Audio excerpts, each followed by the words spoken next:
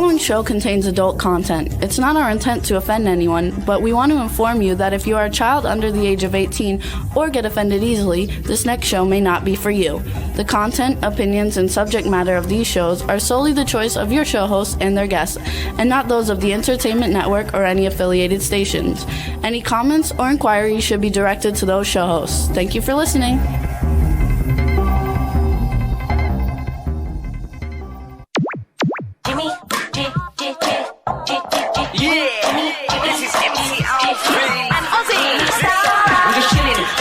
Sitting down and designing, why every man in a thinking, what are we gonna be wearing? Yo, I'm a Liverpool MC, you can't test me, big up the girls inside the party, let's get down to crazy Jimmy, big up myself and known as Alfie, the one and only, the Turkish MC, always love the clothes of Jimmy, British punk, yo, wanna be, Jimmy Star's new celebrity, we'll take you out to Jimmy Star's. Hey ho, what's up everybody, welcome to the Jimmy Star Show with Ron Russell. Bringing the good times in music, fashion, pop culture, and entertainment. We should move this up a little bit. There we go. And you should move in a little bit because you're not out of the picture. So what's up, everybody? We got a great show for you guys today. It's going to be a lot of fun. We have two great guests. Get your foot off the thing. My foot's not on it. It doesn't roll. That thing doesn't roll. Now we're crooked. They'll push this back. No. There you No. go. So We're fighting already. The show hasn't even started. I mean, when we're straight on it, so much better. No, I like it angular. Anyway, so we got a great show for you guys today. First off, we've got writer, director, producer Adam Marcus coming on. His horror movies have gone to #1 at the box office worldwide when they come out. It's going to be a lot of fun, and he's written them and directed them, so it'll be a lot of fun. And we haven't really had too many, writer directors on the show, so I think it'll be a blast. Then we have Monique Dupree coming on. And we met her many, many years ago at a convention. She's related to Tony Todd, the Candyman, and she's fabulous, and she's a lot of fun, and she does everything in the entertainment industry and in horror. So it should be a lot of fun. I also want to thank everybody for listening to the show. We hit number 90 in the iTunes charts this week. It's the first time we ever charted, I think, that I can remember. So we're number 90 under TV and film, and since most people don't listen to us on iTunes, it's a big thing.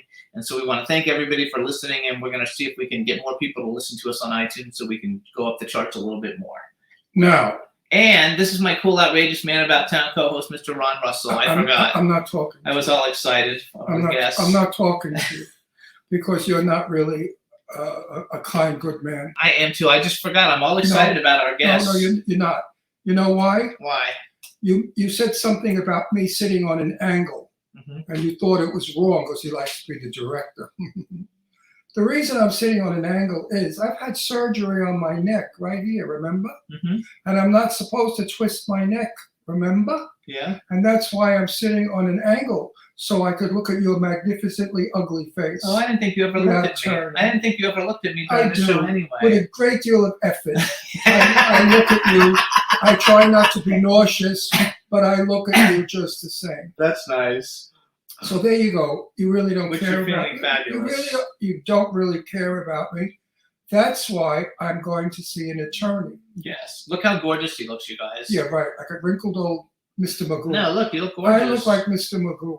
Look, but anyway, you look gorgeous. let's not change the subject from your rude, No, we have to go to the next. Horrible hatefulness. I don't think you ever looked at it. I didn't really realize. I thought you always looked at it. Remember what the doctor said? No sudden jerks. Yes, he said no sudden jerks. No jerks. Twisting of your neck. But you guys, this isn't a permanent thing. He's healing. He's in the field. It's only been a week and a half, 2 weeks since the surgery. This was to prevent me from having a stroke.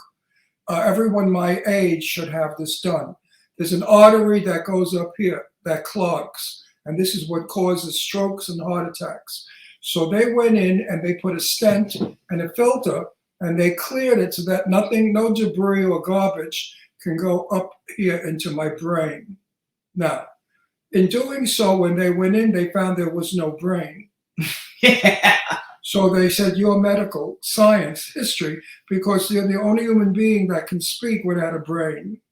And I said, yeah, a lot of people have told me that. I am brainless, and I speak without a brain. Anyway, let's get back to We have the chat room. No, let's get back to Jimmy, the hateful man. No, let's not. Let's talk about. Let's say hi. You don't care about my neck. You really don't care. Of course I care about your neck. It looks like it's healing beautifully. It is actually. healing beautifully. But So what's up? Don Hinton is in the chat room. Hey, Stefan Dawn. Bella's in the chat room. We want to give a shout out to Lady Lake. She's under the weather. She did all our promos for us, but she sent me Lady Lake, what's a wrong? thing saying she's Are not you, well. are you pregnant? No, something about the smoke coming in from Canada. Like Oh, I thought maybe she was she's pregnant. ill from the smoke. Smoke from Canada. That's interesting. Yeah, everything is like going weird. Everything's going Smoke weird. is coming in from Canada. Huh. That's. I haven't heard about that one yet. There's all kinds of weird things going on in the world. We went, you guys, Friday night, last week we did the show for Night Mistress, and all the casting, not all, some of the cast and crew were on the show. We got to meet everybody last Friday night. We had a great time meeting people. It was a lot of fun. And we went out and had food at a restaurant, and Ron smelled like garlic for 4 days. He had a great sandwich. Tell him you did. You said you loved the sandwich. We were at the Roosevelt Hotel, a very nice hotel in across the street from Madame Tussauds and Chinese Theater. I loved the sandwich. It was a vegetable sandwich. It was eggplant, zucchini, all kinds of wonderful chicory, all kinds of wonderful vegetables stir-fried in the most magnificent garlic sauce. It was the best thing I've eaten in months, years, and a long time. Jimmy complained about my garlic scent all night long. Okay, he forgets that when I met him, I couldn't stand what he smelled like. He smelled like rotten human, like he was dead. He was decaying. And we found out that it was Mountain Dew. Yeah, you guys, Mountain Dew has formaldehyde. He drank, it has formaldehyde in it, and Jimmy smelled of formaldehyde. But he forgets that. So you see, it isn't all perfect. Marriage. Don't get married if you can get away with it. Yeah, right. No way, marriage is fun. It's not the best thing in the world. It's okay for a short time. Then after a while, it becomes really monotonous, boring. And then they want you to snap your neck and die, and they insult you about garlic. It was everybody was. So we bought 2 things of mint, you guys. The garlic was so bad, and he was apologizing. And you know how many people said to me, "Oh, they didn't mind it. They liked the smell." They loved the smell because most of them were Hispanic. Yeah. And Hispanic people love garlic, like Italians do. We use garlic in all our cooking, not like you waspy creatures. Actually, I like garlic. Food. We went to Florida when we lived on the East Coast. We went to Florida and stayed with Jimmy's dad in Palm Beach, and I was cooking and I was sauteing garlic and olive oil. Suddenly, Jimmy's father jumped in the air screaming, "What is that smell, that disgusting smell?" He ran around opening all the sliding doors going out to the balconies to get rid of the smell. And I said to him very nicely, I said, "It's garlic and olive oil. And when you cook garlic and olive oil, the smell is just incredible. Don't you eat in restaurants and don't you smell it in restaurants?" Anyway, from then on, I never cooked again. That's right. It was I didn't. You know what I did for the boys? I threw steak at them. I watched them eat like lions, red, bloody meat, cancer-causing food, and the 2 of them ate it like it was going out of style. I like the olive oil. It wasn't me who said anything about it. I love the smell. Well, I had to train you. But when I met you, you were not a fan of olive oil. Well, I didn't eat a lot of Italian. I only ate chicken, which is still my favorite thing to eat to this day is chicken parmesan. But now I love eggplant. And I'm a damn good cook. Very good. So it's not like I make crap. I make everything homemade, and most of it by hand.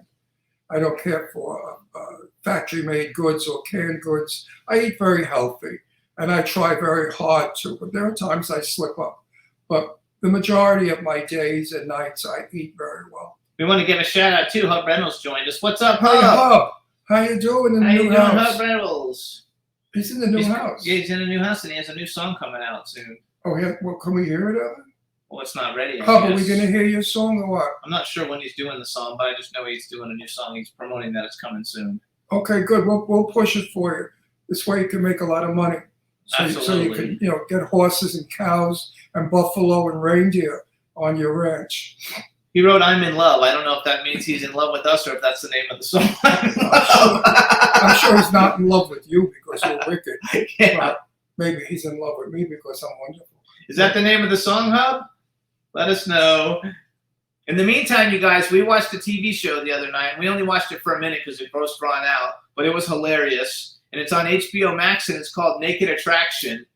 And You got to watch at least one episode. It's basically like a show. It's a British show on HBO where all the contestants are naked from the waist down, and you pick if you want to go out with them based on their penis, and it shows it to them. It was hilarious. It was so funny. I almost peed myself. It was so funny. And then they also have women where you have to go and see from their hoo-hoo down, and then they show the next batch, and then they show the face. They even showed a tranny. Yeah. So for those of you out there that want to know what a woman looks like after a change, you can watch this show. Now, I looked at all those penises and I said to Jimmy, I really never understood how lucky I am. Because if they considered those penises big, well. It's very, very funny, you guys. It really is. I don't think it's funny. I think it's you were laughing. No, I wasn't. Not because I was laughing because my daughters were hysterical. But it makes fun of the human body. Because some of them are fat with big tits and they're bouncing and they make them jump up and down. They're making fun of the human people. I don't care. That's not Showtime. That's a freak show, making fun. And why do you have to show your penis to get on television? I mean, I don't know how you would even be able to keep a job. Like, I would think your job would No. immediately I get just rid of think you. that we've gotten to the bottom of the barrel, and whoever is the producer of that show is a little deranged and is doing it for money. They're exploiting human people, women. And By the way, it's 6 seasons of it, too. I know that because people want to watch this. They love to see what other people look like naked. We all look the same. A woman standing up looks like a woman standing up. You don't see any difference. And a man standing up with 6 inches, what's a big deal? They all have tattoos everywhere, though. And it was just. They're all uncircumcised because it's England. Nobody cuts in England. They don't circumcise there. So for those of you out there that get repulsed by a dick that's not circumcised, you're not going to enjoy the show. And for those people out there that love uncut, I guess they'll love this. I recommend watching just one episode of it just to see it because it's really very, I don't very recommend funny. watching it at all because you're going to give it a rating. I think it's demeaning. I think it's without any kind of purpose, talent. There's no creative writing, photography, music, storyline. It's just 6 men standing there naked. Anyway, check it Where out. the you hell guys. have we arrived in show? We also want to welcome B. Claudia. Thank you so much, B, for making all the graphics for the show. You rock. We love it. And welcome, B, to the show. I had something else I was going to say then, and I just forgot. Isn't that weird? That's because you got penis craze. No, I'm not penis crazed. But it was fun. B sent me a video, too, I think, of something. But no, I have not seen the new American Horror Story yet, Don, but I am going to watch it. And everything is like good all the way around. Also, we want to just let everybody know too, if you want to go to Halloween Hotness or just promote, you can go to Halloween-hotness.com. Is that a hyphen or a little dash? Halloween-hotness.com. Graduated 6th in his class. I forget. He's asking me who got kicked out of high school. Really? So what was it? I'm not Is telling it a you. hyphen? I think it's called a hyphen. You don't know I'm what a not sure. hyphen is? I get confused. I don't remember. And you say you graduated 6th in your Doesn't class. matter. That was fucking. Your ass graduated 6th. I'm in almost your class. 60 now. That was like Oh, 40 please, years ago. Please. I remember 40 years ago better than I remember I know. 10 That's minutes ago. not so good. So don't do that crap. He keeps bragging. I graduated 6th in my I class. did graduate. That's in my Florida class. because, back in those days, nobody went to school in Florida. That's not From true. the New Yorkers, when they moved down to Florida and had children, put them all in private school because the schooling system was so bad in Florida. No, it's not. If I'm you talking graduate- about college. No, if you graduated 6th in your class in college, who got kicked out of school, would have graduated 1 in my class because I'm a lot smarter than you are as far as vocabulary, spelling, history. I know more work. Jimmy, come on. Anyway, I did graduate 6th in my class. I don't know how he did it. He must have blown the teacher. No, never. So we want to also thank everybody for tuning in every week. Like I said before, you can hear us on SoundCloud, iHeartRadio, Apple Podcasts, iTunes, Spotify, Amazon Music, YouTube, Google Podcasts, Radio Public, TuneIn, Pandora, and Amazon Prime. Those are the biggest platforms, but we're also on about 140-something other ones. So you can get us on any of those platforms, and hopefully it all comes back and we can find out how many people are listening to the show. But we want to thank everybody for tuning in every week. It's a lot of fun. We're like some kind of fungus. We're all over. Yeah, we're all over. And fungus. Easy, greasy. There's a fungus among us. Remember that?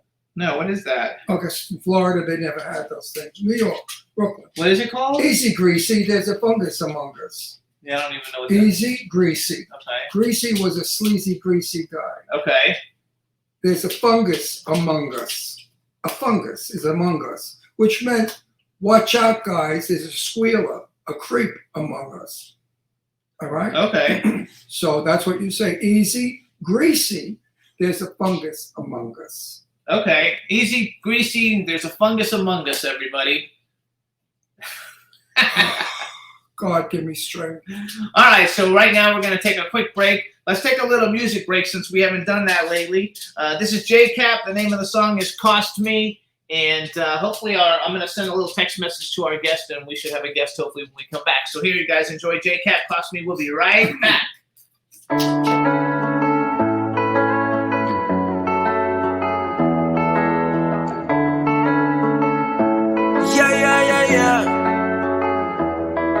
I was young, I was dumb, I thought money was so evil. Now you're tasting freedom, I relied on other people. Oh, silly me, penniless philosophy. I had no clue what it was gonna cost me.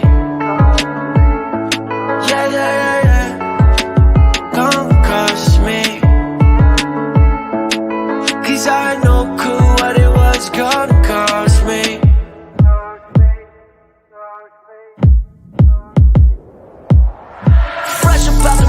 House, I started cruising, didn't realize it cost me losing. Yeah, I make dollars every time the phone rang. Thought it'd be enough, didn't know I needed change. I'd make it rain each night. I was so cool, didn't save a dime. I was so full, yeah, and I was brand new to it. Didn't realize I was blind, so stupid. How was I to know when I would never listen? I had to hit the bottom without a pot to piss in. I had to lose my whipping to get on my shit, get tripping. I can't just fantasize on the life I wanna be living. It was never gonna be given, that's just how I had to learn it. And now I know the truth that I gotta go out and earn it. I have my ups and downs, in the end it's all progression. Took me long enough, but I finally learned my lesson. I was young, I was dumb, I thought money was so evil. Now you're tasting freedom, I relied on other people. Oh, silly me, penniless philosophy. I had no clue what it was gonna cost me. I was young, I was dumb, I thought money was so evil. Now you're tasting freedom, I relied on other people. Oh, silly me, penniless philosophy. I had no clue what it was gonna cost me. Yeah. Gonna cost me.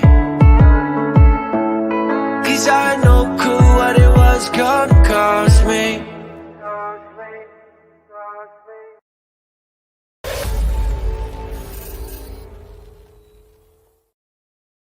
Hey, everybody. So that was J-Cap. Name of the song was Cost Me. We are going to bring our first guest on now. I'm super excited. Something new for the Jimmy Star Show with Ron Russell.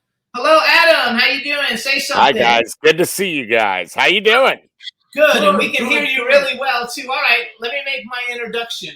All right, everybody, now we want to welcome to the Jimmy Star Show with Ron Russell, writer, director, producer, and sometimes actor, Adam Marcus. Hello, and welcome to the show.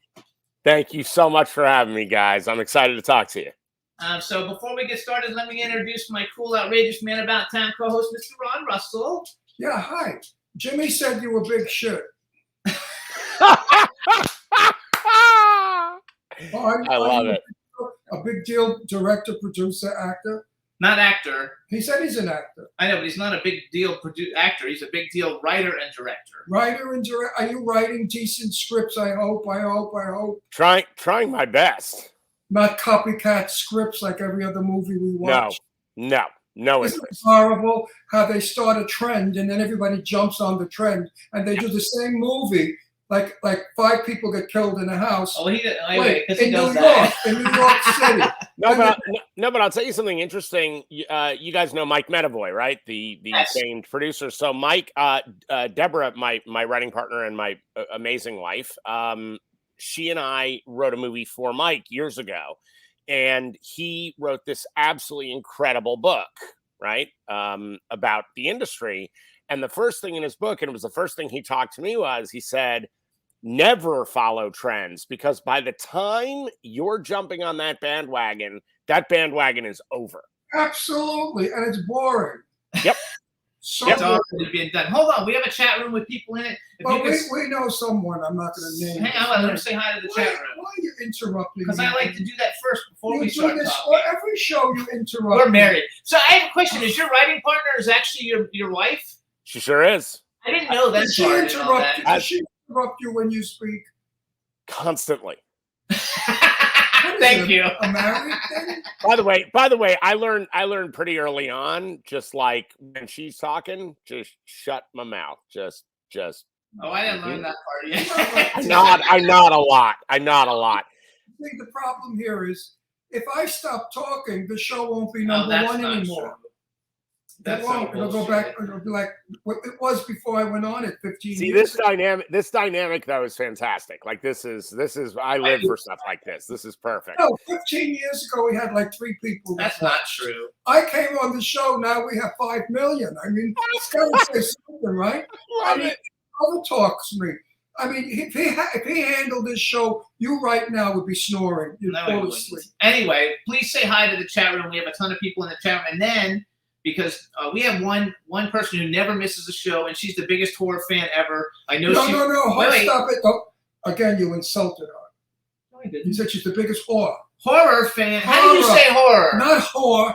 Horror. It's Horror. By the way, it is the most easily missaid word. It really is, because it does sound like you're saying horror. From Connecticut, Or though. horror, you know. Yeah. He's from New Bullshit. York. We had Hey, me too, man.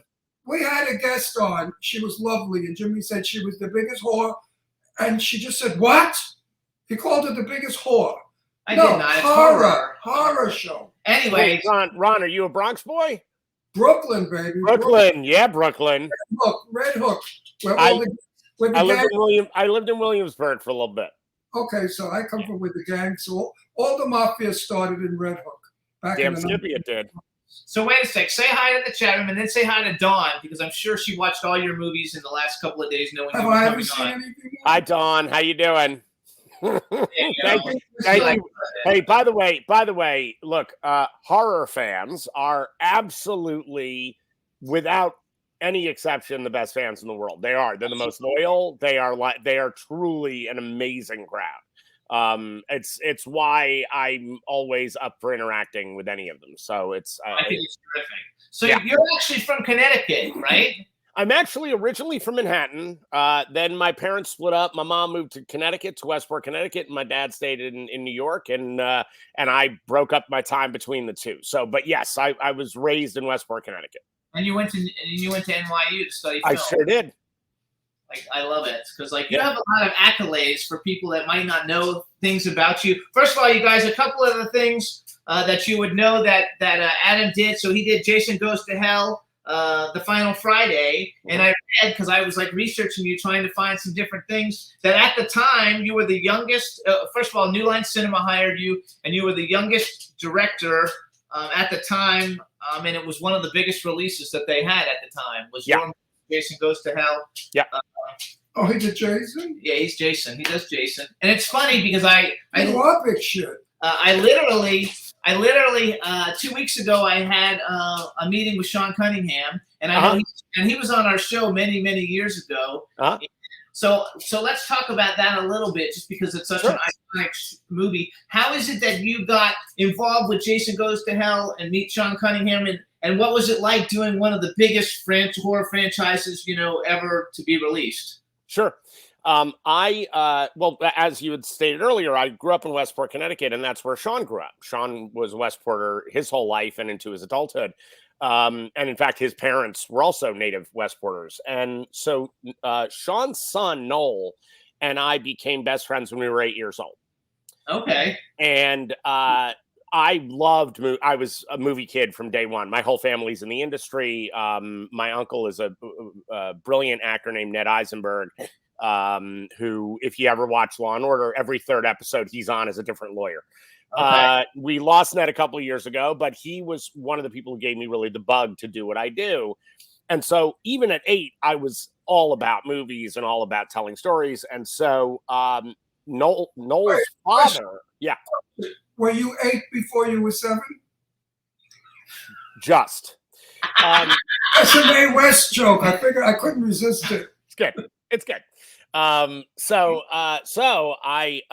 Noel and I found out that Noel's dad had made a porn movie. This was sort of the hubbub around the 8-year-old crowd. And so I started questioning him about it. He's like, yeah, but my dad's made a lot of other movies. And come to find out, he had made Last House on the Left. And I had never seen the movie, but I had heard of the movie and I knew how notorious it was. And so when I started hanging out at Sean's, anytime Sean was working on a movie, I was always there. I was always sort of in his face and on his shoulder and wanting to know everything about it. So around the first Friday the 13th, I PA'd for Sean for a short period of time. All child labor laws be damned. I was 10 years old. On that one. And then I apprenticed edited for his wife, Susan Cunningham, who, God rest her soul, was an amazing woman and a brilliant editor. And I worked with her on the movie Spring Break, which I was 13 when I was working on that. By the way, the most inappropriate movie for a 13-year-old to work on ever. It is literally wall-to-wall boobs. That's it. That's the whole movie. Spring Break. I like to say I walked into the editing room, a boy came out a man. And so before you were 7. Exactly. So right after that, I created my first of 2 theatrical companies in Connecticut. And so I was 15 and I was already running my own theater and producing shows. And Sean actually got involved in that, like helped me with some financing at the beginning of the journey of that. And it snowballed. I ended up producing, directing, choreographing over 80 shows inside the time from 15 to 21. Oh my God. Yeah, it was amazing. And it was Connecticut. And this is the 80s where where theater made money, where like people would pay to see a show. The good old days. Those were the days. Oh yeah. Yeah. And so I'm more from the boards than the film. I did boards for 64 years. And we made money. Now you can't make money. Yeah. No, you can't. You can't. Wait, do you live in Connecticut now, or do you live here in LA? No, I live in El Segundo. I live right along the ocean. I love it out here. Actually, you gave up Connecticut for California? You're nuts. I really did. I really did. Connecticut. Oh, I love Connecticut. It's the most beautiful state. It's extraordinary. But in February, I'm really happy to be here. No. What's nicer than fire, snow outside, and cuddling? No, I love it. I love it until you get to the backbreaking of of shoveling the snow off the driveway so you can get the hell out of your house and get away from the person you were at the fire with. I'm just saying. Yes, get away from the person. That's where Palm Springs is so freaking hot. I'm so sick of the heat. That's hot. Oh no, that is hot. I'm sick of sunshine. I'm sick of the heat. It's monotonous. The same clothing. The same sweating, the same everything. I don't disagree with you. Look, it's why New York tends to be a much more fashionable place, is simply that you actually have to have fashion because you have to change your clothes. Yes. The holidays in Connecticut. Amazing. We don't have holidays out here. No. Everybody out here is an orphan. They have no background. They come from You're right. Ohio or something. You're right, but I will tell you something. Being a theater kid, what happened, why I love LA so much is that while I've been making movies and doing all of the stuff that I do, you're a rare creature. The what? You're a rare creature. I've never heard anyone say I love LA in 40 years. I do. And but I'll tell you why, because there is a really specific reason. Coming out of the theater the way I did and loving actors the way I love actors, I've been teaching acting the whole time I've been making movies in LA. I've run a studio, Skeleton Crew, which is my production company, is also the name of my theatrical company out here. And I have slowly. What? Adam. Give us those names again slowly. Sure. Production company. Your production. Skeleton Crew. Skeleton Crew is Skeleton Crew. Mhm.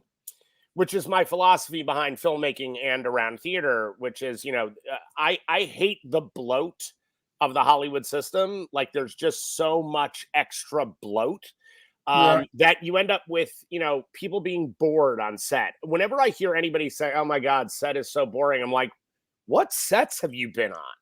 And get out of the business. Well, honestly, if you're sitting around, if you have time to sit around on set, that's a badly managed set. But you know what? That's why films today are so bad. I'm from the olden days. Listen, my first movie was 1959 with Sophia Loren and Tab Hunter, okay? Okay, great. No one was bored. No one sat around bored. No. You know what we did? We kept working our lines to see if we could improve them. Because now we had the people we're working with in the same spot. So I would say, not to Sophia, I wish I could have said it to her, but I would say to the other actors, this is the line. What can we do with it to make it a little better? Don't tell our director, you know who he was? Who? Nobody. Nobody big at all. Yeah, it was. What's his name? I forgot. I forgot. The biggest director in the world. Oh my God! But he's way up there. I'll tell you. Hold on. The biggest director. I forgot my director. He had trouble with me all the time because I wouldn't. I wouldn't keep my helmet over my. I was a soldier, and I wouldn't keep my helmet over my hair to cover my hair. I kept pushing my helmet back, and he kept coming over to me. Soldier, your helmet. Sidney Lumet. Sidney Lumet. My director, who I used to argue with. My first movie. One of my heroes, one of my true heroes. Well, I was 19, and he got a kick out of me because I think he thought I was a ballsy kid. Sure, that's very Sidney. Yeah. Because I said, no, I have beautiful hair. Why should I cover it?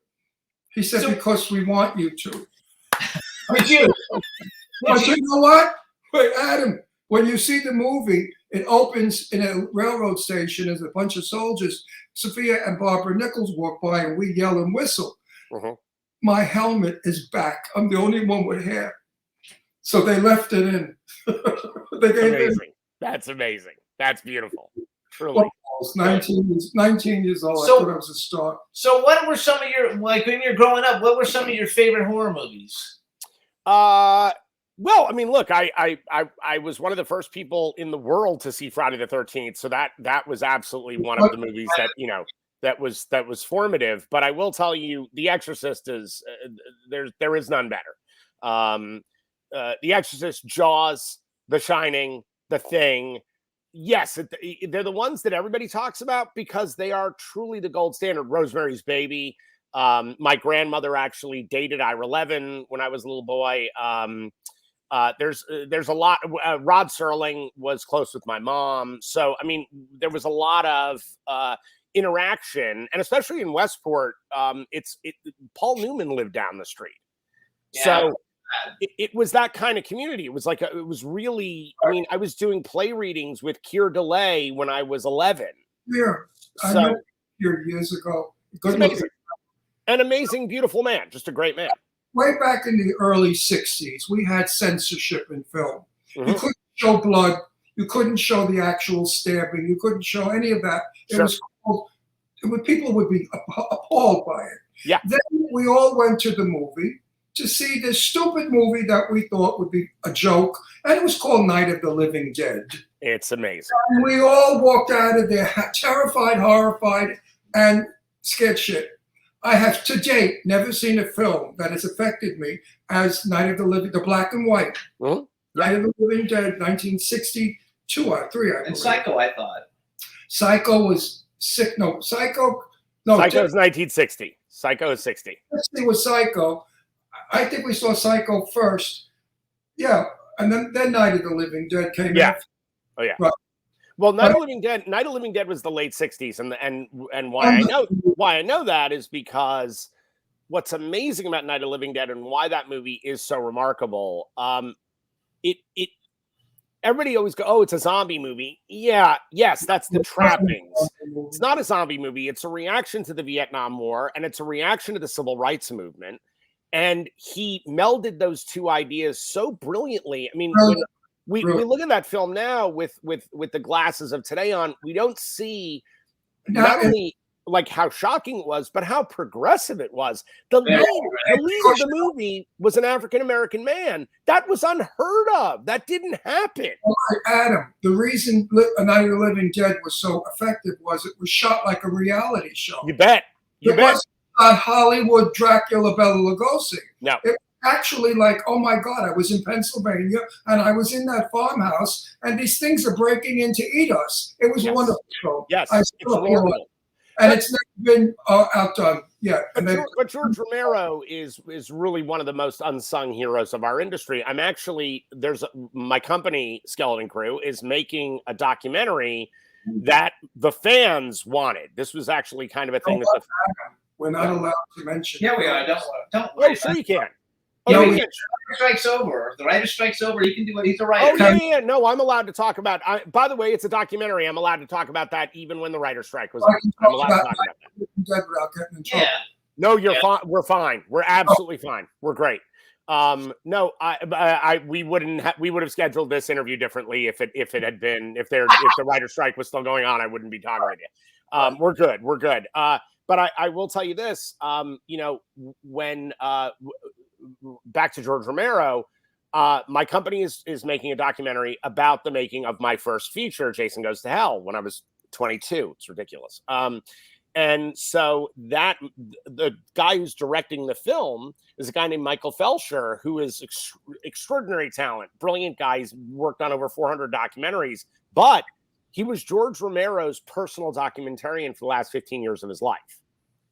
And so I have gotten a window into, I met George several times, but I've gotten a window into this guy. I mean, the kindness of the man. Like when you look at his movies, you're like, is this guy going to be a monster?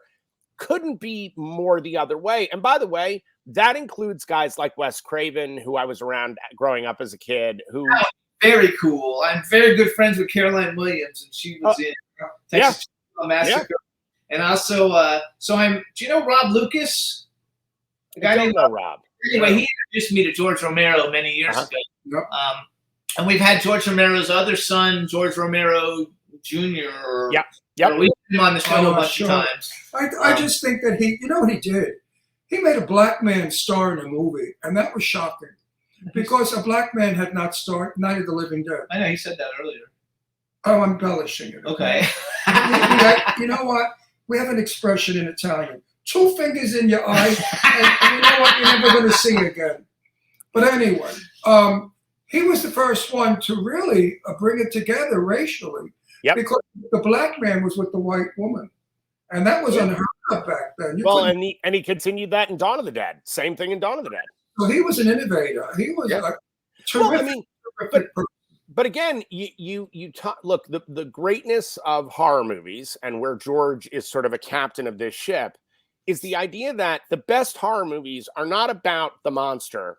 It's about a social issue that the director or the writer is really excited about, and they give you this giant scoop of scares, right? This scoop of ice cream on top of all these vegetables. So you have no idea that you're getting your vegetables while you're eating all this delicious ice cream. But, The Exorcist is about the breakdown of the American family and loss of faith in institutions. The Texas Chainsaw Massacre, much like, Night of the Living Dead, is about the Vietnam War. That's what it's about. These filmmakers, the best of us, react to things in our world, in our social landscape, and then they cover it with all this like yummy stuff that the audience wants to eat up. But when you come back to it, Dawn of the Dead is about commercialism run amok. They all go to the mall. Where do the zombies go? The mall. Because that's the place they most loved when they were alive. But people today are without imagination. In my day, we had something called anticipation. Mm-hmm. A film had anticipation. We would see a dark room and hear a creaking door, and our imagination terrified us. They don't know how to do that today. And I tell so many of my friends that are directors and producers and actors that we need more of imagination. You just can't have everybody getting chopped up, blood flying all over. It's boring. We've become desensitized. And sixth in his class, okay. I said it right. You said it right. Desensitized. You said it right. So I've never seen one of you. Have I ever seen one of your movies? Have I ever? Well, you've seen other Jason movies. He's not too big into the slasher You know what, wars. Adam? I'm in them. I'm in all the horror movies. You know that, and I hate them. When they do blood on the set, if I'm not in the scene, I leave. I've got a movie for you guys. I think you'll love it. It's called Secret Santa. It's the last film that I directed, and it's the movie I'm most proud of. It is a Christmas haramedy. Sounds good. Sounds creative. It's really it's very funny. It's funnier than it is scary. It's called Secret Santa. It's Santa. We have a lot of older people that watch our show, and they don't hear too hot. No problem. Secret Santa. Haramedy means it like a horror comedy. Yes, Yeah. it is. Comedy, Yes, yeah. it is. It's a horror comedy. It is the horror movie for it's the horror movie for people who hate horror movies. Oh, good. I don't hate them. I hate the killing, the bloodiness. I don't like the knives in the throat. Or I don't care for that. Here's the thing: we have bloodiness in Secret Santa. I guarantee you, it's going to make you laugh rather than wince. I look away. Last night we were watching something that friends of ours, what's her name was in it, who I love. She's gray-haired now. She's no longer redheaded. What's her name is fantastic. What? We watched Reptile You know what last I'm night. talking about? I don't. It's a new movie on Netflix. It just came out. What's her name? I forgot her name. Your daughter was in a movie with her. I can't And I remember. sat next to her. Frances Fisher. Frances Fisher's Oh, a she's I fantastic. love Frances Fisher. Fantastic actor. Yeah, brilliant. She's a sweetie pie. So we watched the film for her, and it was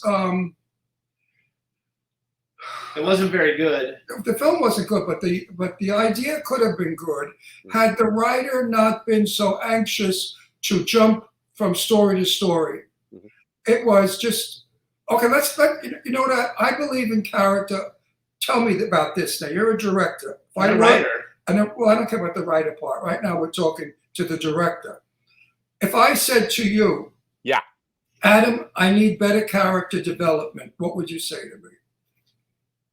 What do you mean from the standpoint of direction? From my script, Adam, what can you do to make me better? Because I don't care for the character development. There is no character There is development. no. That's it. That's the problem That's with all the indie that's films. my There's no point. character development. My point is, people get killed, and we don't give a shit about them because Right.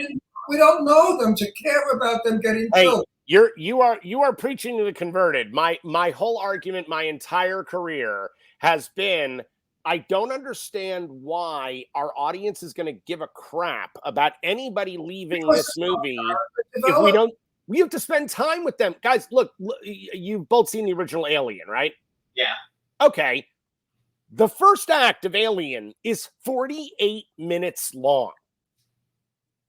You spend so much time on that ship with that crew of people, knowing how they're having union disputes, all the stuff that's going on in their lives, so that when one of them leaves the movie, you're like, no, I love that guy. Yes. By the way, the Rosemary's Baby, 49 minutes. The Exorcist, 47 minutes. Now everything is 25 minutes. I need that first act to be 25 minutes. And I go, why? The audience isn't begging for that. You're telling us that because you made a movie once where that worked. Yeah. We've had Michael Biehn and Lance Henriksen both on the show. I'm pretty good friends with Kane Hodder. He's been on the show. Oh, Kane's my man. What are you kidding? That's my guy. I know he's your man. We met Aaron Gray a couple of times. So let's go from Friday the 13th because the people in the chat were freaking out. They want to talk about Texas Chainsaw. So another great film that you did, Texas Chainsaw 3D. Good film. Cast Alexander Daddario, who's a huge star now. Dan Yeager, Trey Songz, the singer. Bill Moseley's been on the show. John Dugan, Scott Eastwood, Marilyn Burns, Richard Reel. Great film. Went to #1 at the box office. You wrote it. Now that's the second. Then Hold the it. second. Hold it. You wrote Texas Chain Massacre? One of them. Yeah. One of them. You Yes. are big shit. Yeah, he's big shit. I told you that. But you're really big shit. You're like a big super pile of shit. You're fabulous. No. You know what? Jimmy has bracelets. You know what the bracelet says? Jimmy's the shit. No, Jimmy Star is the shit.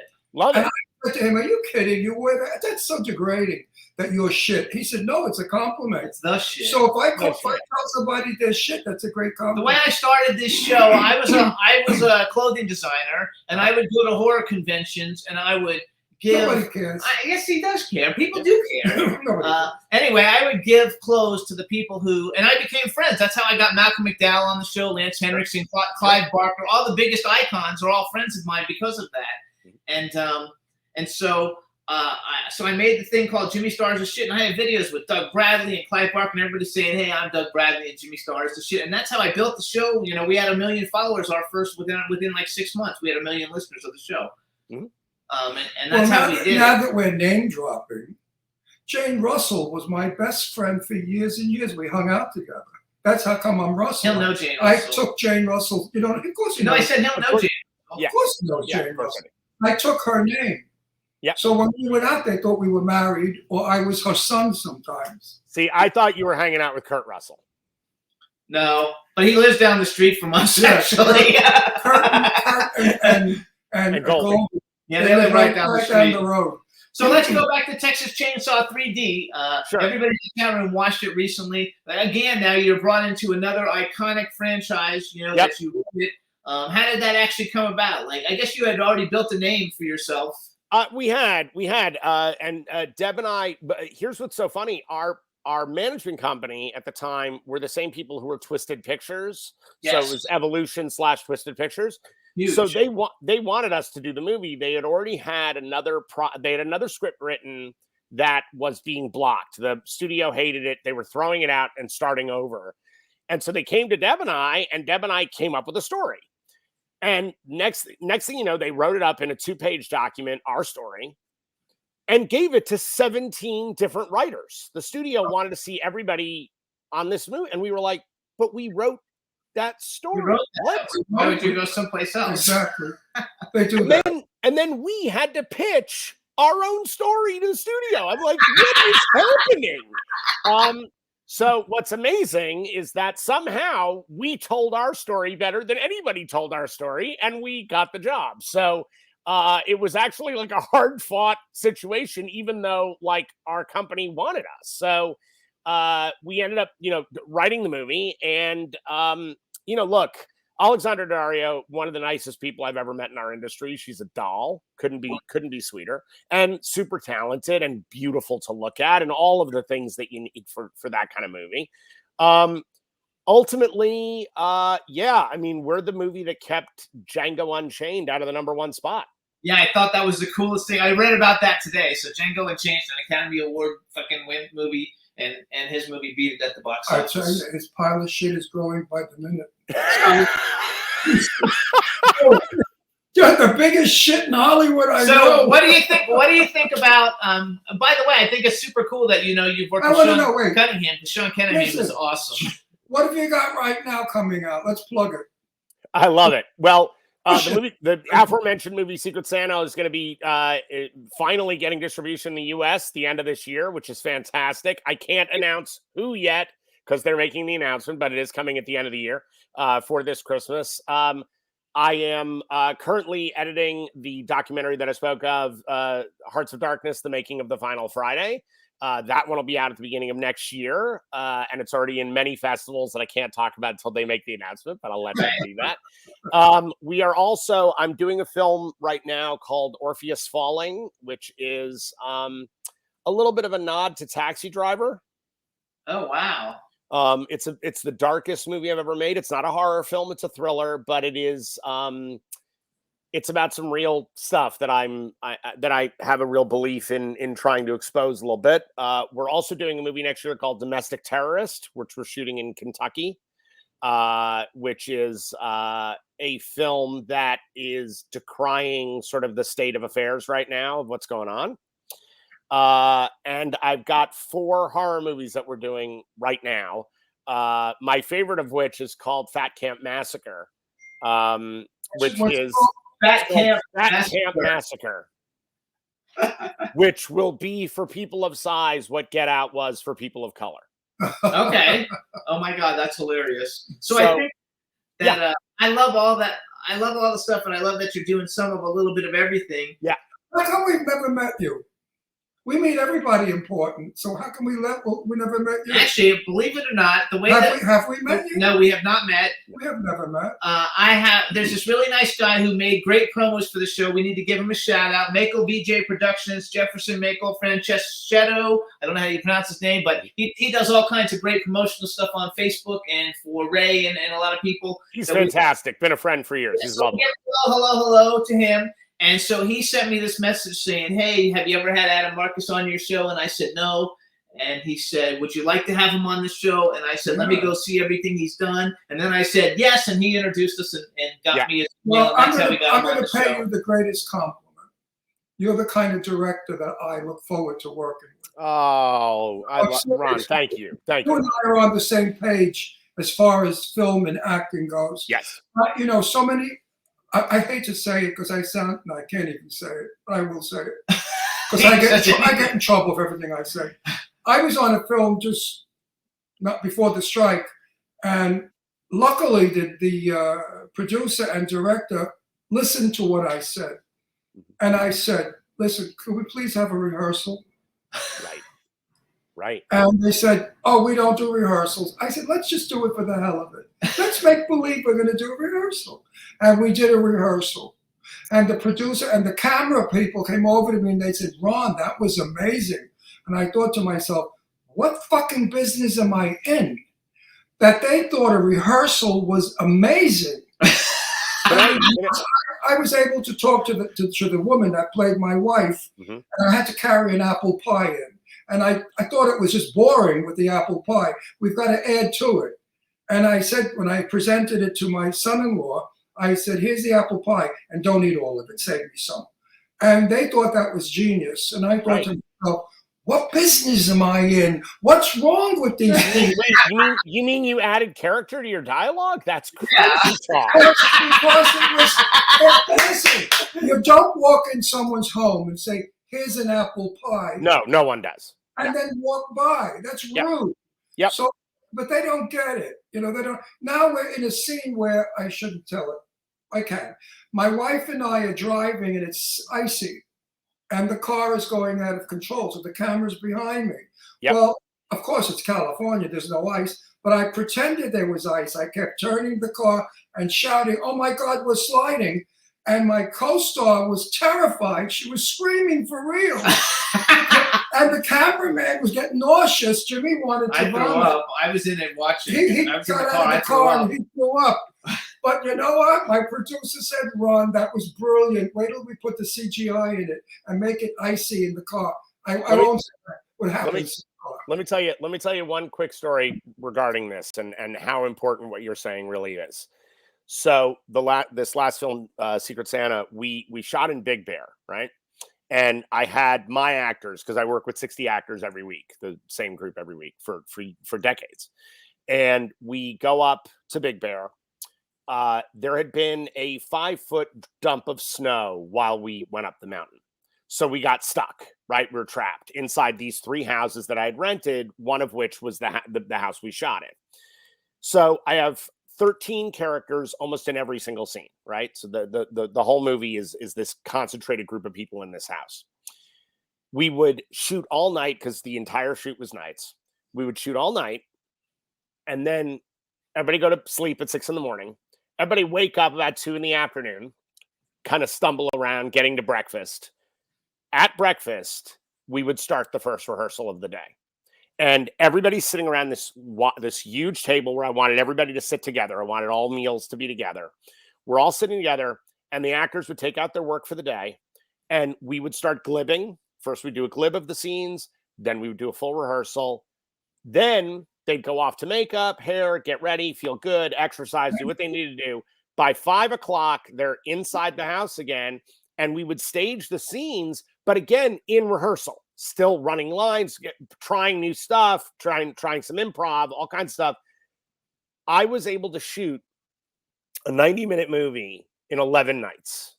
And then how much? 11 nights. That's it. 11 I had nights? 11-day shooting schedule with 13 people in almost every single scene. That's a miracle.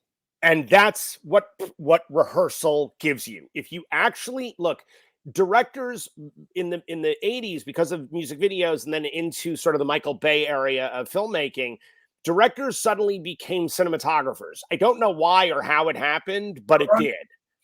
You and I hope you don't think I'm bullshitting you by agreeing with you so much. No. I hear the way you're speaking. No, I do love you, Adam. Because on my show, you know how many fights I've had with people? I know. Never agrees. I was in a movie. I swear to you, I'm not lying. And I said to my director, I said, okay, so what do you want me to do? He said, I said, where are my marks? He said, we don't have marks. I said, you don't have marks? Well, what would you like me to do? He said, stand by that dresser, walk across the room, go to the curtain, pull the curtain, look, then go open the door. Where's my camera? I don't see a camera. He said, it's up there in the corner. I said, no, that's a security camera. He said, no, that's our camera. I said, wow. Oh, it was a robot camera. Wow. It was scary. Well, I had to tell you what happened in that film. I was so unhappy. But so I want to go back real quick. So you're doing the documentaries. First of all, we've had tons of Friday the 13th people come on the show. Yep. Literally. Ken Kersinger. We just had. Tell him the story about the lady in the bed. No, that's not. That's different. That's Freddy Krueger. But he might like the story. Okay, hold on. Well, so I used to be really, really good friends with Steve Dash before he passed. Yeah. In Florida. We just had CJ on the show recently. Great guy. Basically all kinds of people from the show. So it is such an iconic, and I collect horror movie memorabilia, and I also collect action figures. So I have a 7 foot Jason, that's mechanical. That you probably have shit like that. I literally have the exact same thing in my office. I got it at Spencer's Gifts, literally like 25 years ago. So it's like a really good one, not like the cheesy ones they make today. Yeah. Just to tell you a story. So we had Amanda Wiss. I love Amanda. I'm friendly with Amanda. I love Amanda. And we were talking about it, and he doesn't. This is many years ago, and he wasn't that familiar with horror, and so we were talking to her and interviewing her, and she's a great person, but this is the first time she had been on the show, and he said something like, as long as the thing that freaked me out is that movie that has the girl in the bed and the blades come up and kill her in the middle of the bed. And he had no idea that that's who it was. Love it. I'm critiquing that scene. And she's like, well, that's me. She went hysterical laughing. I had no idea it was her. But that scene is just, very, very brutal. Yes. Oh, yeah. It's terrifying, and I feel bad for young people that see that. I remember when Psycho came out, all the women that we knew told their husbands, come in the bathroom with me. Yep. And they would take a shower. They were afraid to take a shower alone. So I think that bed thing terrified a lot of people. I have friends who are effects artists who do makeup effects, and they will literally not go into a pool because of Jaws. I believe that. So one of the first people that I became friends with in horror, a long time ago, was Tom Savini. Sure. And, I've known Tom since I was 11 years old. Sure, yeah, since you were a little kid. So he was one of the first people that we met, and we know a whole bunch of different ones from it. But what I thought I would do real quick, I want to brag for a couple of the movies that you got that I went on IMDb and I was looking at it. Yeah, because you've done some cool ones. You have a movie called Let It Snow. Which, that was a big Sundance. That was a big Sundance hit. That was Sundance fit, and it was the return of Bernadette Peters. So you got to work with Bernadette Peters. Oh, I know. I sure did. And I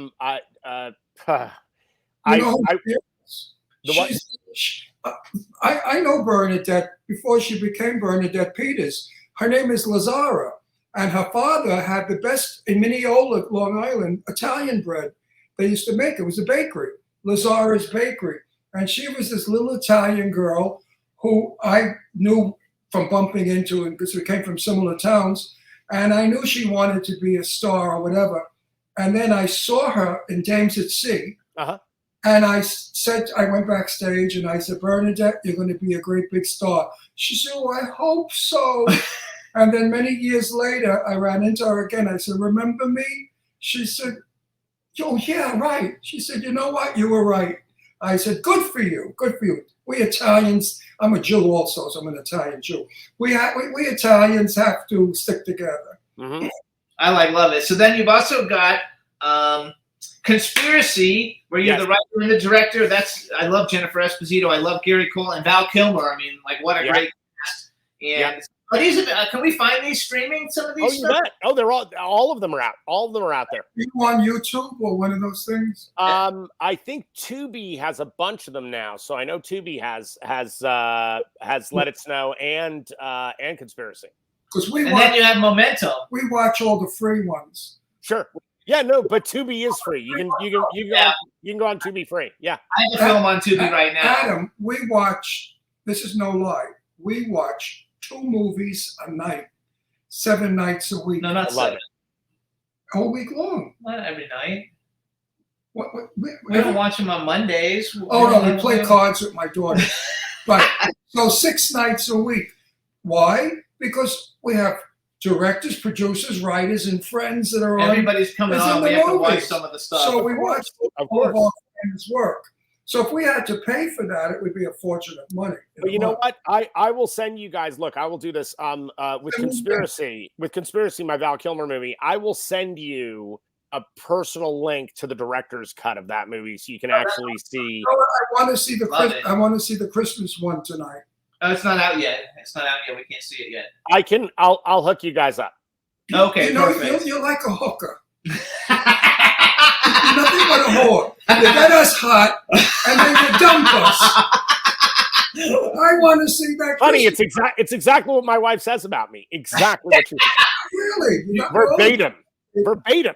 All excited about this film, and then now we can't see it. She also has another big film called Momentum with Morgan Freeman, James Purefoy, Olga Kurylenko. Yep. Momentum was a movie that was on the blacklist in Los Angeles, which is I'm sure you guys know the blacklist, but it's the best scripts not made. Yes. And it was on that list for 20 years. Wow. It was one of the first things my wife and I wrote together, and we finally got it made in South Africa with this unbelievable cast. And the only reason it happened was Clint Eastwood got a copy of the script from the producer who was trying to get the movie put together. Clint Eastwood read the script, went to his agents and said, "This is the single best genre script I've ever read." And immediately we had a cast, like next day.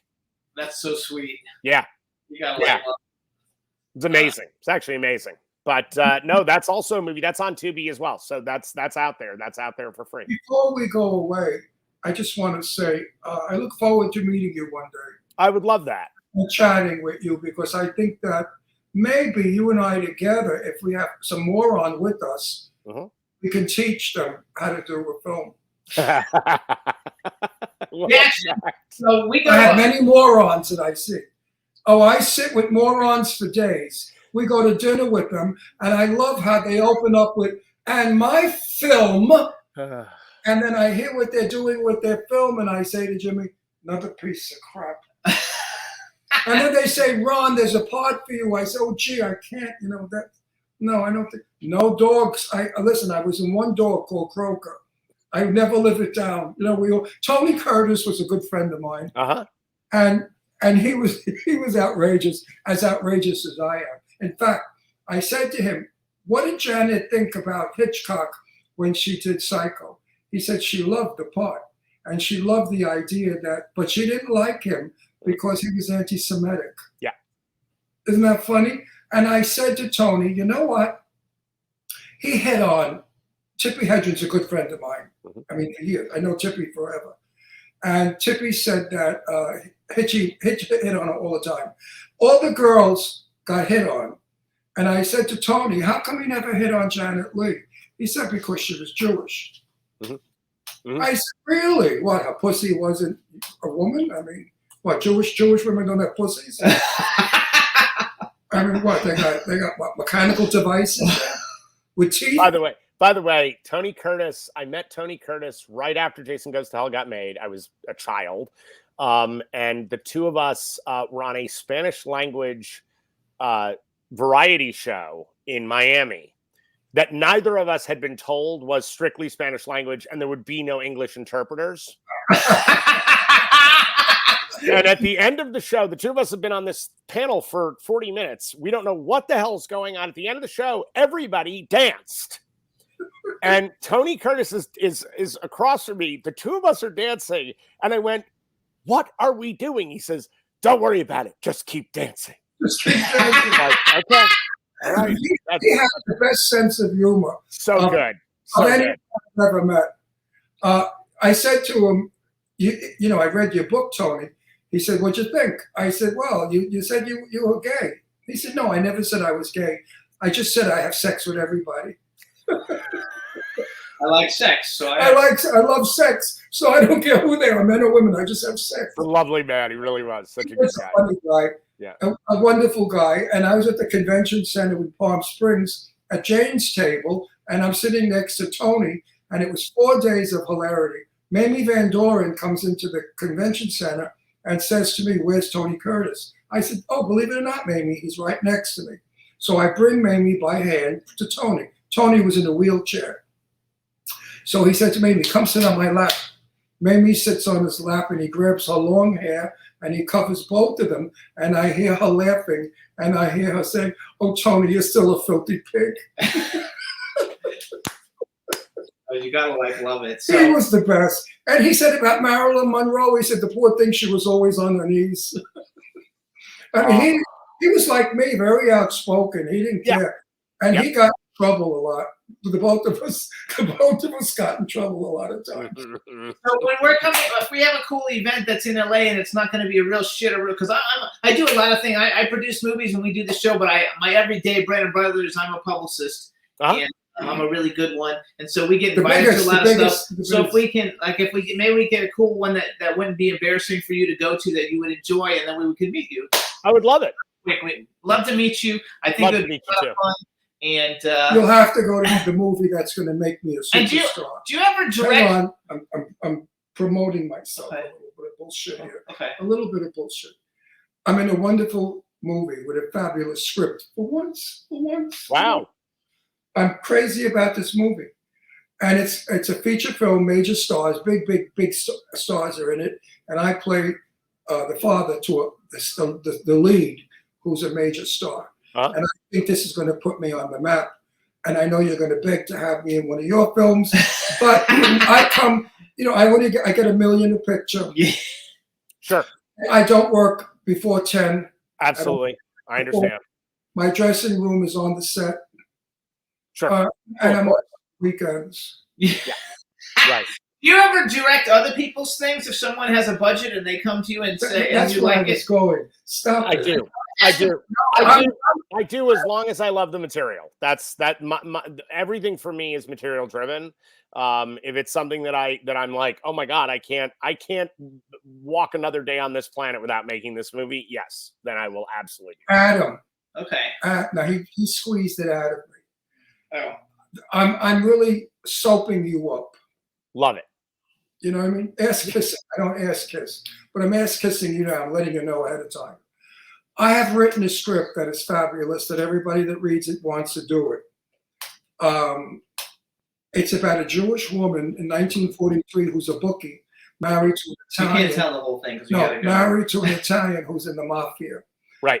It's a black comedy. Sounds amazing already. Very, very Brooklyn in the humor and funny. Set in 1943. I think I want to send you the script, and I'm thinking maybe I want to work with you. And also playing my wife, we're thinking about Jennifer Coolidge. So she plays Jewish wonderfully. Yeah. My wife is very ethnic. Lainey Kazan was originally going to do it, but Lainey is not well. She's not. So we had to renege on Lainey, and I know Lainey 45 years. Mm-hmm. She's a good friend. The other reason I asked that for his film, and also just because it's like I have 9 films in different stages of development right now that I'm producing, and but I get people coming to me all the time asking me if I know any really good directors, and most of their stuff I would never even approach you with, because I tell them I can't even. this shit is terrible. But if I get a really good one, Absolutely. good one, I would love to have. I am always on the hunt for a great screenplay. Yes, no, I like everyone that's read my script, Paul Savino was going to play the mafia boss, but we've lost Paul. Yes. But everyone that's read it said it was adorable, it was funny, it was wonderful. What it is my father used to always say, the trouble with the Second World War was we did not fight the Nazis. The Jews did not. The Jews succumbed to their bullshit. Right. And there's no heroes. So I wrote this script where my wife is Jewish, but she becomes a Jewish hero. And if you read the script, you're proud to be Jewish, and that's what it's about. I love that. And there's a lot of message in it about what was going on with the Nazis in Nazi Germany. Mm-hmm. So it's not politically correct, but it's not a political script, but it's about how frustrated the Jews were in this country, mm-hmm. that they couldn't do anything to get rid of that son of a bitch, Adolf Hitler. Yep. Hey, I'm a bar mitzvah Jew, so this hits me right in my heart. Marcus is not Jewish. Marshinsky is, though. Oh, yeah. So, you guys, this is Adam Marcus. Please check out all his stuff. A lot of it's on Tubi. His Instagram is at AdamMarcus13. He's a super talent. We're so happy that you came on the show today. Again, thank you, Makel BJ Productions, for hooking us up. We're going to become great friends, and we want to thank you for taking the time to come on the show. We had a great time. Thank you so much. You guys, and everything they say is true. You guys are the shit. Thank you. He's the shit, not me. I'm a superstar. Remember, I'm Adam. I'm a superstar. I get 1 million a pick. Yeah, got it. Adam, and wait a minute, much. And my name goes above the title. Of course. I wasn't. Why would I even question that? We'll work together, Father. I want to see your collection one day. All right. Thank you so much, Adam. We'll see you soon. Adam, thank you. See you soon, guys. Thank you for having me on. Bye-bye. Bye-bye now.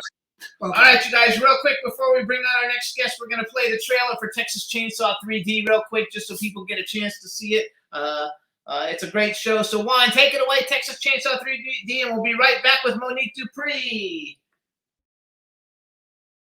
Hey, you guys, so that was Texas Chainsaw 3D. We're going to bring on our next guest real quick, though. Before we do that, we want to give a shout-out to Francisco Roman, who's in the chat room. Frankie, what's up? Frankie, baby! Yay! So Frankie's in the chat room, you guys. We're going to be working with him in the very near future, and he's one of the coolest guys in Hollywood. Now let's bring on our next guest.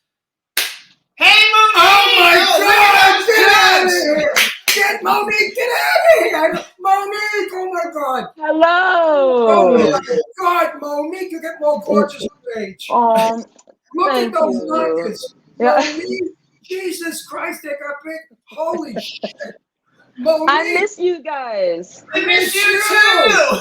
It's been too long. And look how I know. It's grown over the years. Well, I gained a little bit of weight, and so did they. So You still have that great body, right? thank you. Everybody out there, she's got 10 children with a body like an 18-year-old. It's amazing. It's a joke. Right? Oh Remember how I couldn't believe you had 10 kids? No pot belly, nothing. no. I got to keep working out. I mean, I wrestle You're now. still a beautiful girl. You're still a beautiful. Thank you. I appreciate it.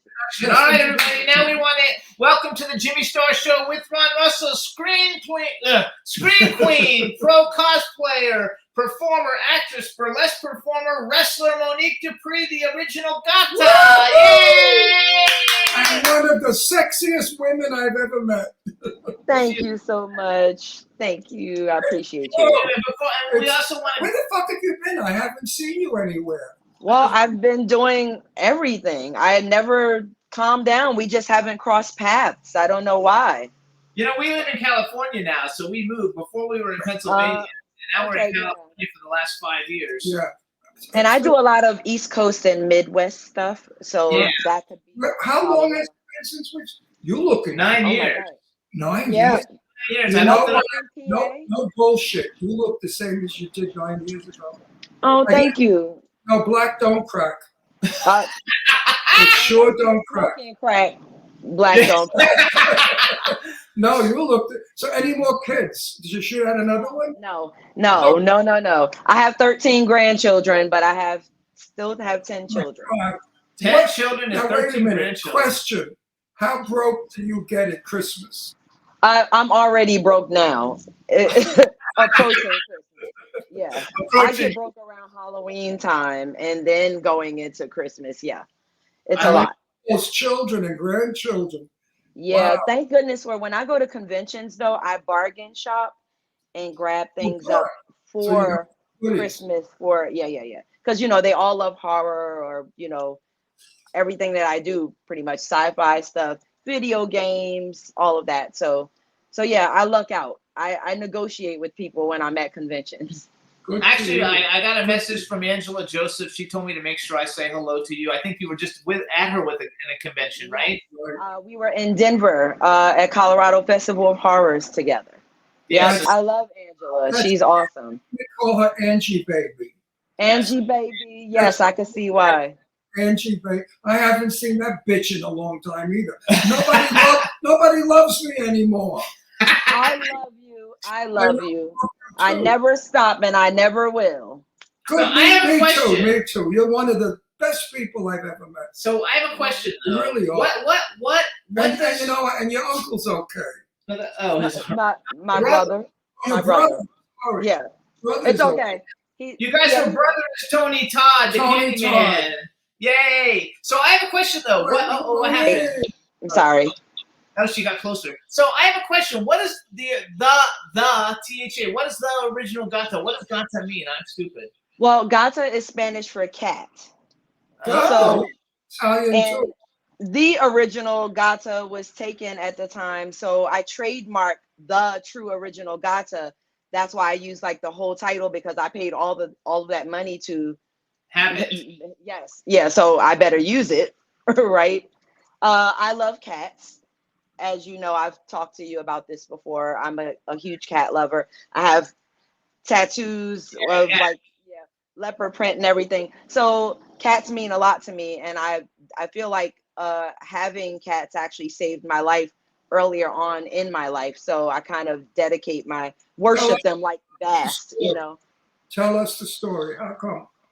Well, I had a rough childhood growing up, and a cat followed me home one time. I was in elementary school, and I mean, it followed me into the building, onto the elevator, and I just kept talking to it. And oddly enough, it reminded me of Michael Jackson because it was black and white. And I'm not even going to get into that, but it truly reminded me of Michael Jackson. So I asked if I can keep the cat, and I was told that I could, even though she didn't like cats. And that cat kind of became my lifeline. I didn't have friends. I didn't have people that I could talk to. I just basically communicated with that cat, and it was like I don't know, a love grew of felines since then, and it's almost like I communicate with them. I really feel close to cats. I mean, I love dogs too, but I'm really a cat person. You have So, cats? so tell me, why do you think you had no one to talk to, friends or anything? Well, I didn't. Well, growing up, I was a very different person. You won't believe this, but I always felt like I was an ugly duckling who became a swan. I was very awkward. I was like, the straight A student, the teacher's pet, and just nobody wanted to talk to me. And my mother did not treat me well. And so, I ended up living with my grandmother, who it was the best. My grandmother and my great grandmother, they were the best people ever, period. But when I lived with her, it was just kind of rough for me. And I just communicated with cats, This sounds like our very good friend Lily McLeod. You know who Lily McLeod is? I know that name. Singer, Lily McLeod, the singer. She had a similar background to yours, and she became super famous because of her upbringing. And she said, had she had a soft upbringing, she wouldn't be who she is today. Exactly. Exactly. Right, Monique? Yes, I feel the same way. I mean, I wouldn't be. I'm a go-getter, as you know. So Right. I don't ever sit down and relax. I see something that I want and I go for it. Especially when I have the passion and drive, determination. But I don't feel like I would have had that had I not had the upbringing. So, you know, something positive did come out of it, and I have no regrets. You know, it's just, it is what it is. Well, you're far from an ugly duckling, and you're not fat. You have the body of Jack. You're beautiful. You have a great personality. And I'm not blowing smoke up your ass either, because I don't do that. You know me. I tell you. know. Yes, yes, you And do. you're one of the most exciting people to be around, because you're full of camp, you're fun, you're intelligent, you're talented. You know, girlfriend, you got a lot going for yourself. So forget the past. Enjoy the moment, because you sure are in the moment. I And appreciate that. I don't appreciate it. I don't care for that. Just say, yeah, Ron. No. I mean, you don't have to appreciate what I say. Who the hell am I? Just some gorgeous young white man. You're definitely gorgeous and young, darling. No, seriously. So what are you doing? Are we dancing? Are we burlesquing? Are we singing?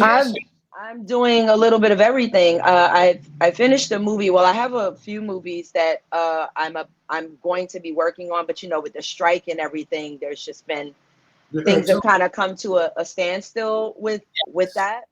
Tell us. So in the meantime, I decided to kick up my horror themed burlesque dancing. Also, my wrestling. I still do that a couple of times a month. It depends on where I'll be at Impact Wrestling for Bound for Glory, and I'm also in the Chicago area, East Peoria, for New Wrestling Revolution.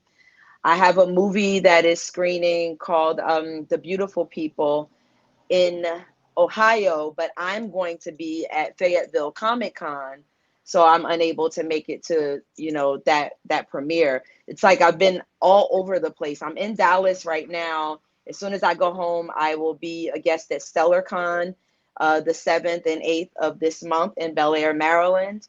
I've been doing my convention run heavy because I have so much to promote, you know. Sure. So you're an actual wrestler, though, right? You're not the pretty girl who holds up the thing. You actually No. I actually wrestle as well as valet. These days, I mostly valet. You know, I come out with the wrestler. I talk a lot of smack. You know, I'm always the heel. I love being the bad guy. I mean, in film as well. I don't know. I've been typecast as the bad guy, but I actually like it. Well, you can't really be a wrestler with those boobs, because nobody could get close enough to you to strangle you. I have to tape them down. What size boobs are you? What am I now? A 36H.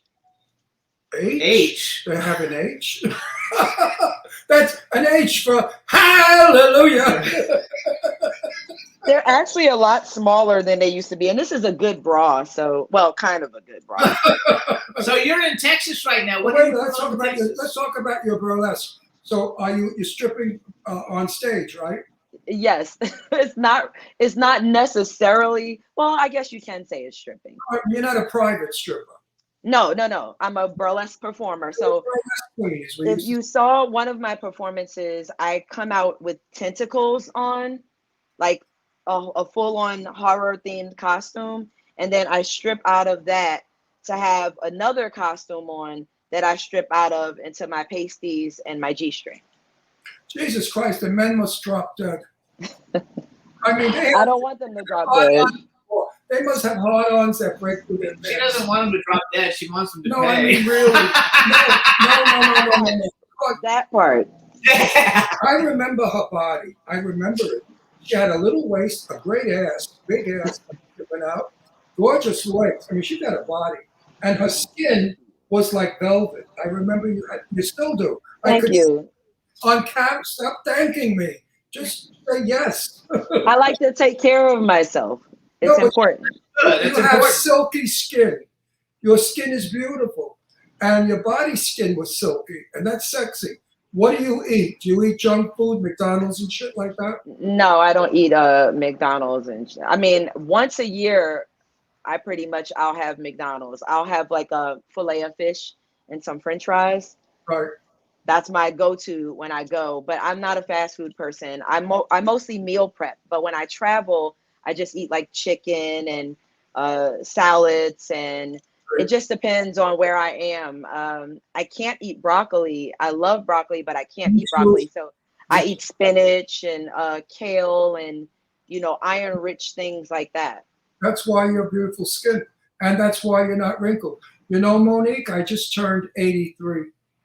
Get the fuck out of here. Oh, can I say fuck? I'm sorry. Yeah, we curse. You know what? And people say to me, people say to me, how do you look so good for 83? Because I don't eat shit. You just look good, period. It's not for 83. You just look good. Yeah, because I take care of myself. Everybody can. That's why I'm sending a message out, by the way, to people that are obese or unhealthy. We have to get America healthy again.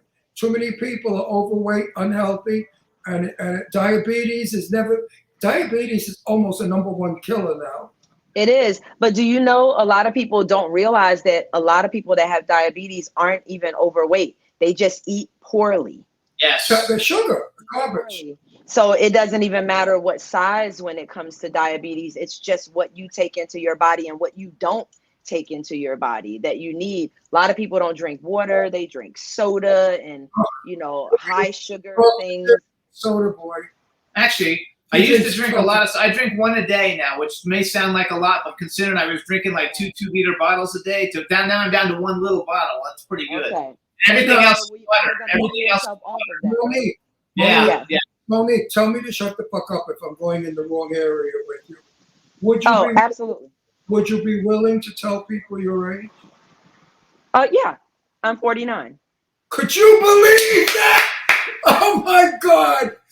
She's as old as Methuselah and she looks like a teenager. Look at her. 49, God bless you. Going to be 50.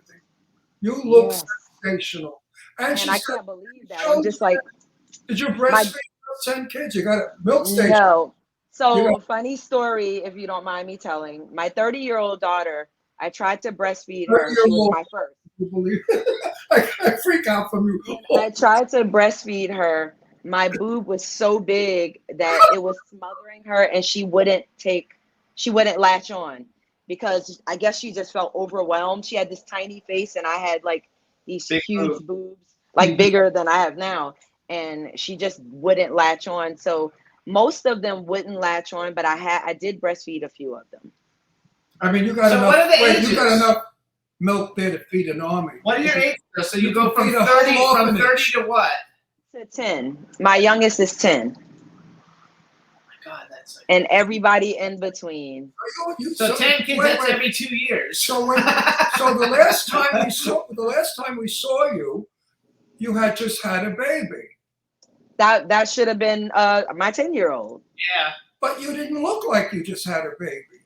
Well, because I worked out throughout my pregnancy. My next question. How did you get rid of the afterbelly? You have I lost 82 pounds because I just didn't feel healthy. Because I gained a lot of weight and I just decided I needed to get rid of that weight. Just the first thing I did was I cut sugar out of my coffee and my tea because I love tea and I love coffee, but I cut sugar out completely. And then I weaned myself off of it, started drinking it black, sometimes with one creamer or something like that, but generally black. And I started to, once a week, I would take something away and add something to my diet because it's a slow process when you want to change for the rest of your life, as opposed to being on a diet, a fad or something like that. You have to slowly implement things for them to stick. That's very clever. So that's what I would do. I would remove something that I'm not supposed to have, and I would add something that I should have. And I just did that until I was acclimated, and then I would do it again. Remove something, add something until I acclimated to that. And I did it to my own, I didn't go like, well, I have to do this every week or else, or I have to do this daily. I didn't hold myself to that. I just held myself to the standard that I needed regularity. Once I had regularity, then I can move to the next step. And I did that before I even worked out or did anything like that. I also take the steps a lot.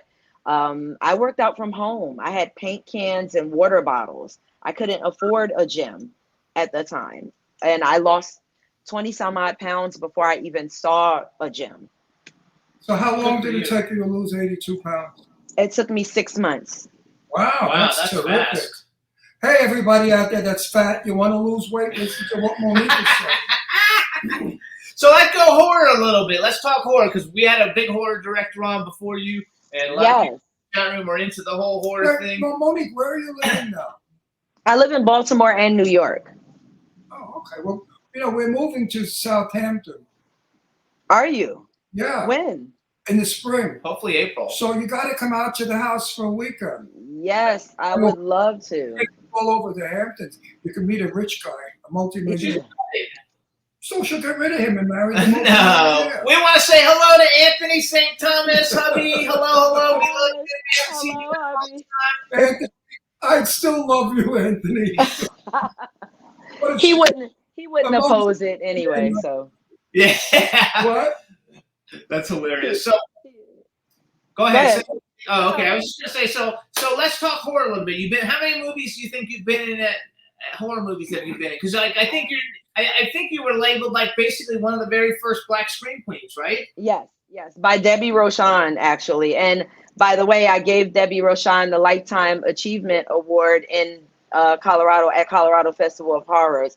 Very well deserved, and I love that woman. She's so great. much. She's great. She's been on the show many years ago. Like 10 years. She's amazing. But I think I've done. I would venture to say well over 100. Some of them haven't seen IMDb yet, but I've done well over 100 horror film projects or television projects. Lot. I love horror. I think it's my favorite genre. Me too. What are some of your favorite horror movies? That I wasn't in? Yeah, just in general.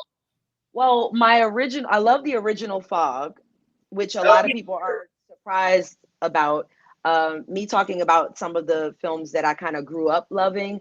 I loved Christine. I think I loved that element of things that weren't the usual like slasher stuff. Just like when Nightmare on Elm Street came out, I thought, this is amazing. He literally attacks people in their dreams, something that we do all the time. They turned into a horror, and who would think? I mean, you have nightmares, but who would think that like some burned man would come into your dreams and start like fucking killing everybody and everything? It was one of my favorites. Candyman, of course, the original Candyman is one of my favorites.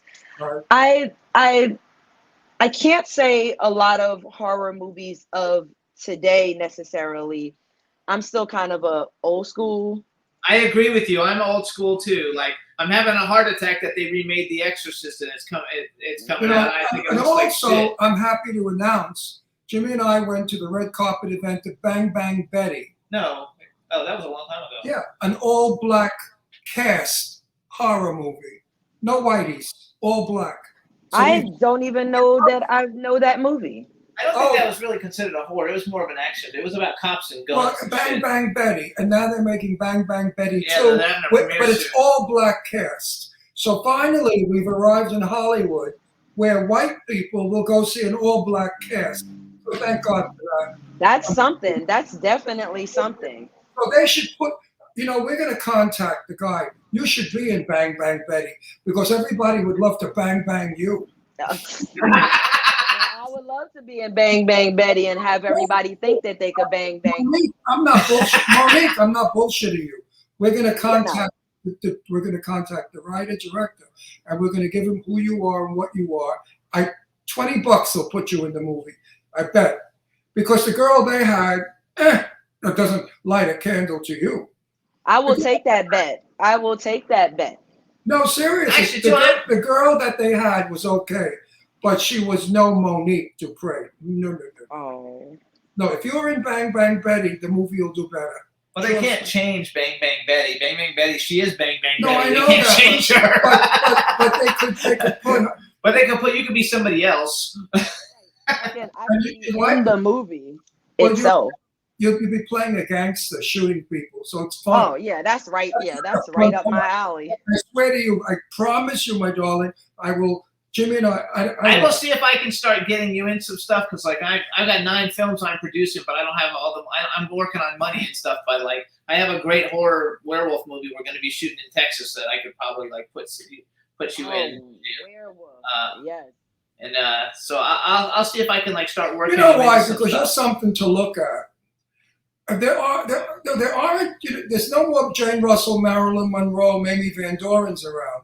Right. I don't know if you know who they are, but you are absolutely. Any man that looks at you does not want to have tea with you.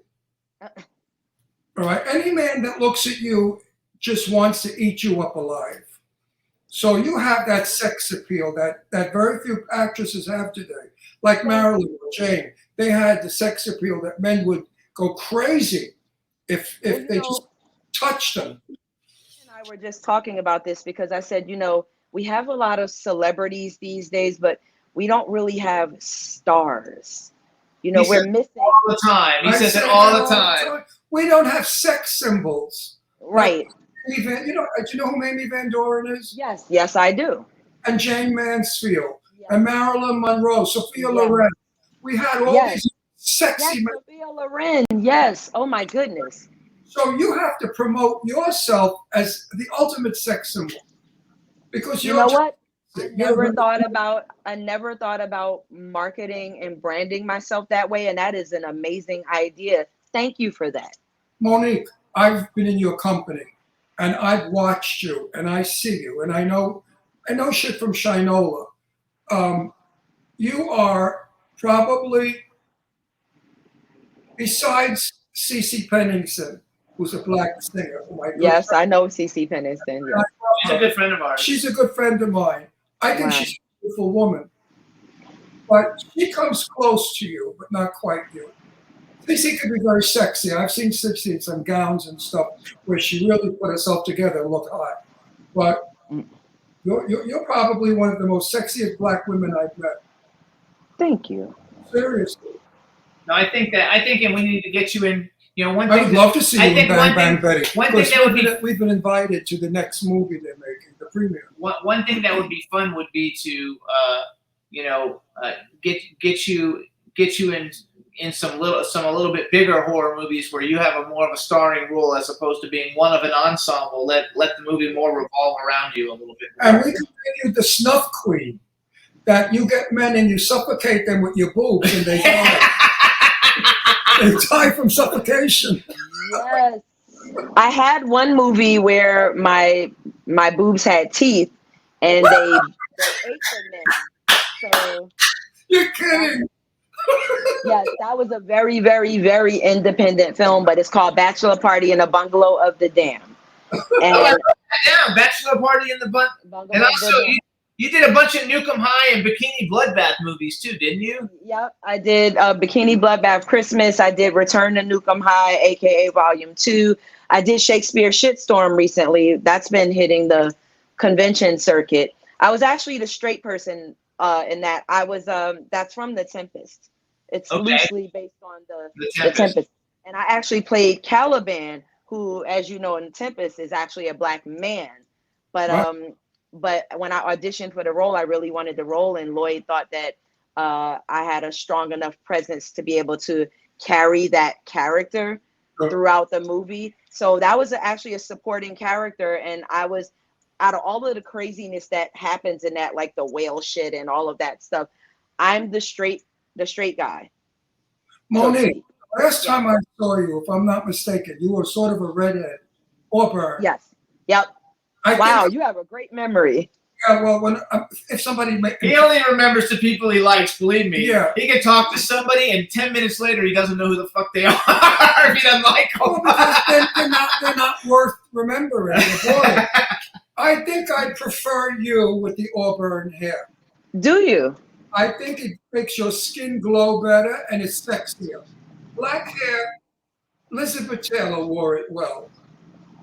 Right. I don't think anybody else wears black hair well.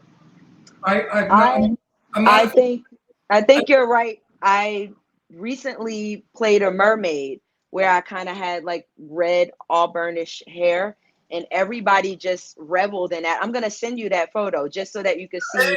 So I can see it. Because I used to be a hair colorist. Actually, I never made money when I was a kid. So I worked for something place in New York, one of the best salons, and I was a hair color corrector. I used to correct bad color. So people would come to me and say, "What's wrong with me?" And I didn't want to say you're fat and ugly with bad skin. So I used to say, "Your hair color is wrong." You know, you can't be too honest, Monique. I mean, these were like 60-year-old women, all wrinkled with big red lips. You know, what's wrong with me? You're over made up. But anyway, I think the black hair is just to everybody. It is. It is. Why? I've been doing the regular when I do certain burlesque shows.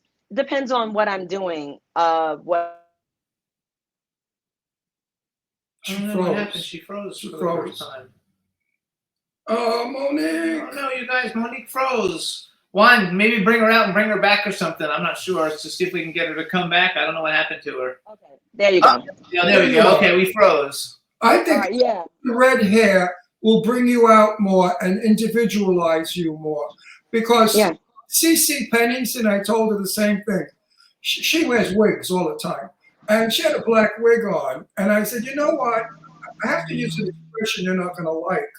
But you look too colored with that black wig. You know, uncolored yourself. Look more. Then she wore a long red one. And it was awesome. She was so fucking drop dead in that red wig that I went out of my mind, and she agreed. Now CeCe only wears red. And when she got on the stage and she was singing, I got goosebumps. Look. Yeah, it was in front And of she like was singing, thousands of people. finally, it happened to me. Yeah. Red hair in that gold lame gown with the tits hanging out.